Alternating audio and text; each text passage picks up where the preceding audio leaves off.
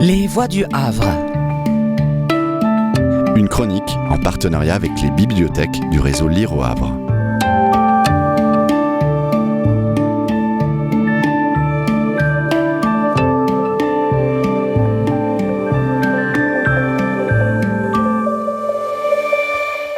Je vais vous lire un extrait de Ouris de Kamel Daoud aux éditions Gallimard. Tu ne peux pas voir, mais à ma gauche c'est le front de mer, avec ses promeneurs et ses immeubles mal entretenus. Là, ce sont de grands arbres venus d'ailleurs. Des palmiers, tu as dû en voir dans ton paradis. Ils sont là, debout, depuis je ne sais combien de temps, à attendre je ne sais qui. Les gens sans toit, ou les hommes seuls, viennent s'asseoir ici et se taire, surtout le matin avant la première prière. Je crois que leur langue extérieure est épuisée. Alors, ils viennent ici et attendent que la mer prenne la parole dans leur tête. Derrière moi, il y a la montagne du Mourhacho. Je conduis doucement pour que tu puisses reconstituer les détails sous tes paupières closes. Là-haut, à la pointe de la montagne, on découvre un fort espagnol aux couleurs de galets. Une chapelle vide, et encore plus haut, une mosquée, construite pour dominer l'église. M'a raconté un jour Kadira avec un sourire dédaigneux. J'y suis allé 2 ou 3 fois avec elle, mais je n'aime pas les virages de la montagne qui vous retournent le ventre. Une femme vit isolée là-bas, la Vierge Marie, celle des chrétiens qui l'ont posée sur ce sommet à l'époque d'une épidémie de choléra. Il y a 2 siècles, je crois. Qu'est-ce que la Vierge ? Ne t'occupe pas des théories des autres. Ici, chacun tâte un morceau de Dieu dans sa poche. En bas de la montagne, c'est le jardin des verdures. Il porte le nom d'un chanteur de rail assassiné durant la guerre des années 1990. La mienne. C'est le seul à avoir eu cet honneur qui en devient inexplicable. Je roule vers l'est et j'accélère. La route remonte vers le quartier des belles villas de Canastel et vers l'autre mont, dit la montagne des Lions. J'adore cette route, même si l'imbécile devant moi nous ralentit et me fait des signes salaces. La mer nous poursuit sur la gauche. Elle se cache, se montre, tu vas la retrouver. Ne te tords pas le cou.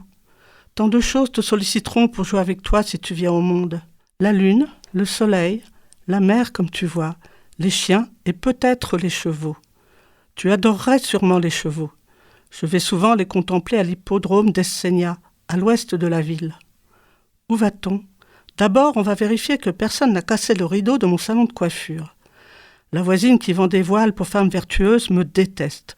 Si je me faisais cambrioler, elle ne crierait pas sur les toits pour dénoncer les voleurs. L'imam de la cité lui donne d'ailleurs raison, et tout le quartier avec lui. Mais je tiens tout le monde à distance avec mon sourire de monstre et mes yeux immenses où ils n'aiment pas se regarder. C'est ma vie, ce salon, ma pièce de monnaie rare. C'est là que je gagne mon argent et mon indépendance, et le privilège d'avoir les cheveux à l'air et les épaules nues, et de fumer et de boire du vin.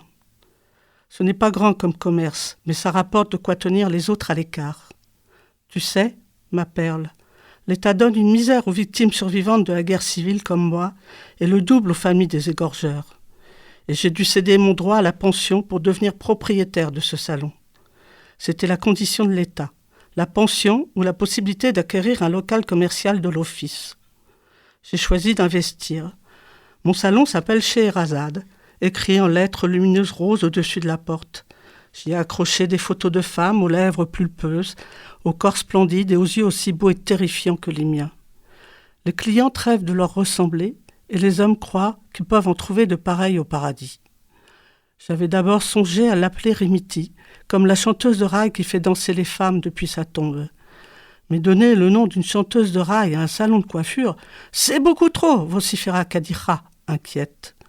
Quand elle est agitée, elle a le regard qu'elle avait sur mon petit corps dans l'ambulance, qui, dans sa tête, me ramène pour toujours à la nuit du 31 décembre 1999. Il faut y aller doucement dans ce pays quand on est une femme. On reste des esclaves, libres, depuis trop peu de temps. Tout peut se renverser, se perdre à la moindre cuisse dénudée. Une robe à fleurs trop courte décide de ta vie. On va y arriver, Maouri, à notre destination. Je vous ai lu un extrait de Ouris de Kamel Daoud aux éditions Gallimard. C'était Les Voix du Havre. Une chronique en partenariat avec les bibliothèques du réseau Lire au Havre.